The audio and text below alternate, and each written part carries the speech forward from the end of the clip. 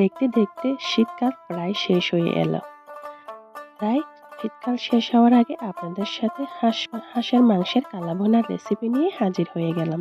Hello everyone, আজকে আমি হাঁসের কালাভুনা রেসিপির জন্য প্রথমে 1.5 কেজির মতো হাঁসের মাংস পরিষ্কার করে নিয়েছি। তাতে 2টা তেজপাতা, 2টা এলাচ, 2টা দারচিনি দিয়ে দিলাম। এরপরে পরিমাণ মতো পেঁয়াজ, আদা রসুন বাটা, এরপরে হচ্ছে জিরা ধনিয়া গুঁড়া, মরিচের গুঁড়া, পরিমাণ মতো লবণ, হলুদের গুঁড়া দিয়ে মিক্স করে ভালোভাবে দিয়ে দেব।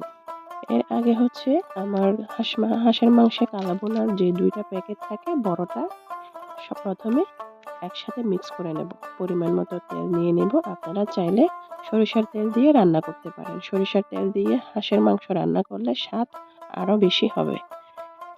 এবার সবগুলো উপকরণ একসাথে খুব ভালোভাবে একটু সময় নিয়ে মিক্স করে নেব।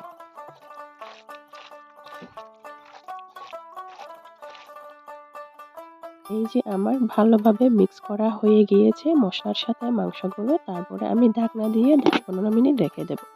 10-15 মিনিট পরে আমি চুলার আঁচটা অন করে রান্না করব।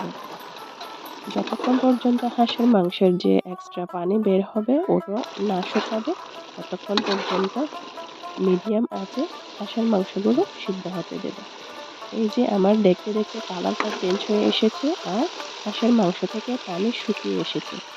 এরপরে আমি সামান্য পরিমাণে 1 কাপ পরিমাণে পানি অ্যাড করব। বেশি দিব না, কারণ আমি মাখা মাখা করব। এবার ফুল আঁচে কিছুক্ষণ রান্না করার পরে ঝোলটা যখন শুকিয়ে আসবে তখন ছোট কালাভুনার যে প্যাকেটটা রয়েছে ওটা অ্যাড করে ভালোভাবে মিক্স করে আবার ঢাকনা দিয়ে মিডিয়াম আঁচে রান্না করব। এবার ভাজা দেওয়ার জন্য আমি কিছু রসুন কুচি, পেঁয়াজ কুচি এবং 4-5টা লাল মরিচ দিয়ে দেব। ব্রাউন কালার না হয়ে আসা পর্যন্ত আমি ভেজে নেব। এই যে আমার হয়ে গিয়েছে। এবার মাংসের মধ্যে ঢেলে ভালোভাবে মিক্স করে আরও 2 থেকে 3 মিনিট রান্না করব।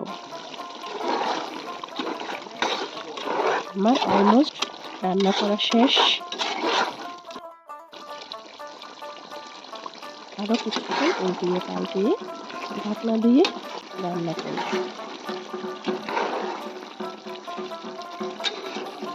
এই হচ্ছে আমার ফাইনাল রান্না শেষ।